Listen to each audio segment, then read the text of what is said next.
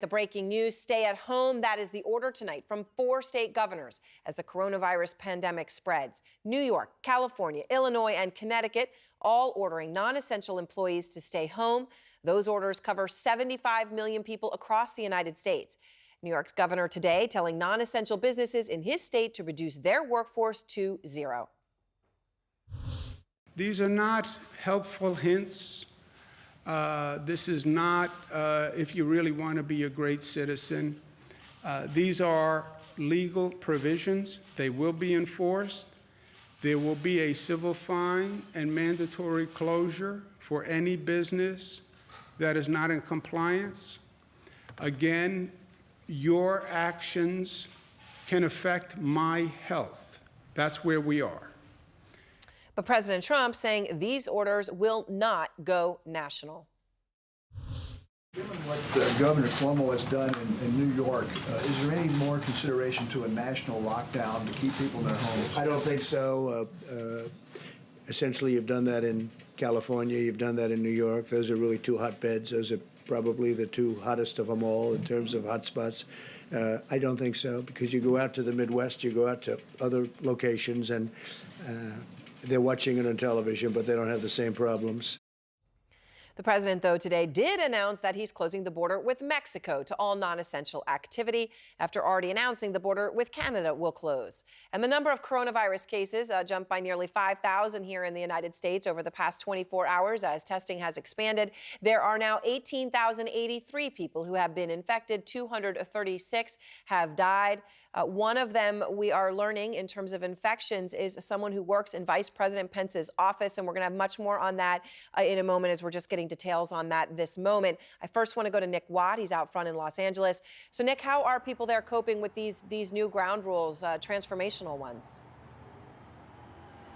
Well, I've got to say, Erin, it's strange. Most of us have been living under this kind of stay-at-home thing all week. The schools have been closed. But I must say, now that there is an order out there, now that we're being told to do it, it does feel different, more restricting. And I just want to give you a quick view from a drone we have flying above here.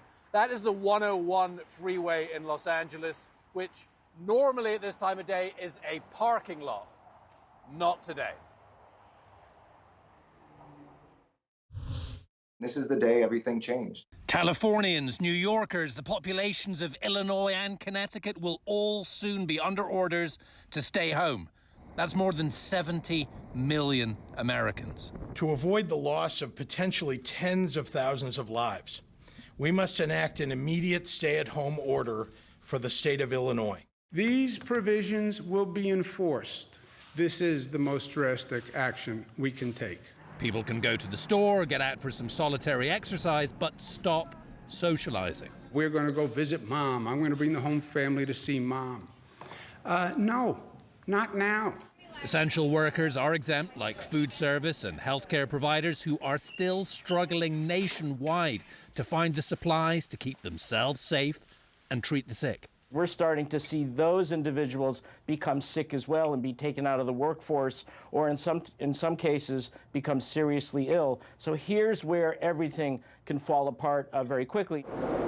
In Los Angeles, they're erecting tents in hospital parking lots to treat coronavirus patients. Midnight tonight, the Mexican border will join our northern border and also close to all but essential travel. The undocumented will not be allowed to cross. We're not sending them to Mexico. We're sending them back to their own countries. Goldman Sachs now estimates that this week, 2.25 million Americans filed for their first week of unemployment. If that estimate is accurate, it would be 8 times last week's figure and an all-time record. All interest on federal student loans now suspended. Tax deadline day pushed 3 months to July 15th. This is not a permanent state. This is a moment in time. How long it lasts, we don't know. The mayor here in LA says a month. He thinks could be 2. And we just heard from the mayor of New Orleans. They are implementing a similar stay-at-home order. When New Orleans stops partying, Erin, we know we got problems. Nick, thank you. And I want to go to Caitlin right now. Caitlin Collins out front at the White House. And Caitlin, the breaking news there, someone in the vice president's office has tested positive. Obviously something, everybody needs to pay attention to, be concerned about. But what can you tell us? Yeah, this is really the closest we've seen it come to the West Wing. It's now, we are being told that the vice president's office was informed tonight that someone in the vice president's office has now tested positive for coronavirus. They don't identify who the individual is, though. They said they had no contact with the vice president or the president in recent days, but they say they are following those CDC guidelines, Aaron, to figure out their tracing, who it is that they did have contact with, and if that person potentially came in contact with the president, the vice president, or any other of the senior staff here. Though we should note that most of the vice president's staff is in the EAOB. That's this building right next door to the West Wing. It's a separate building. You've got to walk across the street essentially to get in there. And so it's not likely it was someone who was walking around the West Wing a lot, that we don't know that for certain. So we're trying to figure that out. And of course, Aaron, we should point out this comes on the same day that the president's daughter and senior advisor Ivanka Trump returned back to the White House after now we are being informed she did take a test for coronavirus. She got results today that they said were negative, and that comes after she had herself spent several days working from home after she came in contact with a senior Australian official who had later tested positive for coronavirus. So really what this shows you, Aaron, is as we're reporting on this, you see what Nick is talking about around the country, we're seeing how close to home it's hitting even for those people who were working inside the White House. All right, Caitlin, thank you very much. And I want to go now to Dr. William Schaffner. He's professor of infectious diseases at Vanderbilt University Medical Center, also a former CDC official.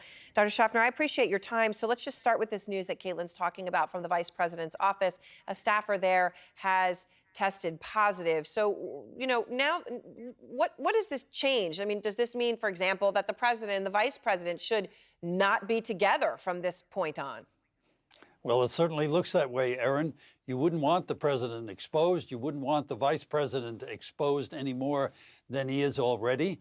And I think they ought to institute 6 feet plus to keep apart, yes. And I mean, I'm sure on some level this doesn't surprise you, as we know this is much more widespread than any testing would indicate because there hadn't been testing. But what is the significance of this, that you now have this actually in the vice president's office where there are, the meetings of this team, they stand together side by side on that little platform every day doing their presentation? As we see here, I'm showing video, including Dr. Fauci, who's in charge of infectious diseases. Thank you very much. Well, we always thought that was a bit of a crowd, and now the virus is right there. And if there were unbelievers in the country, they must be convinced by now. So now we have the stay-at-home order, which affects Americans across this country. New York, California, Connecticut, Illinois, all under some form of a stay-at-home. Governors are telling non-essential workers to stay home and saying this isn't a choice, this isn't what you've basically been doing, this is now the law. How long do you think this would need to last to be effective? It's getting seriouser and seriouser. A matter of weeks for sure, but I can't predict how long. But I would hope that in several weeks we could start scaling back step by step. And that's because you think by that point we will have seen this big surge they're anticipating, how big it is, what really presents at our hospitals. Yes, that's exactly right. And I would hope we could dampen that surge, spread out that curve as we have been talking about, and see what's happening. That may not be enough. We may have to extend at least some of these restrictions even longer. What about a national lockdown? President Trump says that is not necessary. He references the Midwest, many places where you have seen fewer of these cases. Is he right about that or not? Well, traditionally, public health has been the responsibility of each individual state. So I think each state is going to decide that. I know that our governor has received some petitions from many colleagues that we ought to consider doing that here in Tennessee also. I want to ask you about something that affects every single person watching, and that is the way they're feeling right now. And it's hard when there's no one to turn to because every single person is feeling that way. The director of the World Health Organization had a warning about mental health, and he said, quote, during this difficult time, it's important to continue looking after your physical and mental health. This will not only help you in the long term, it will also help you fight COVID if you get it.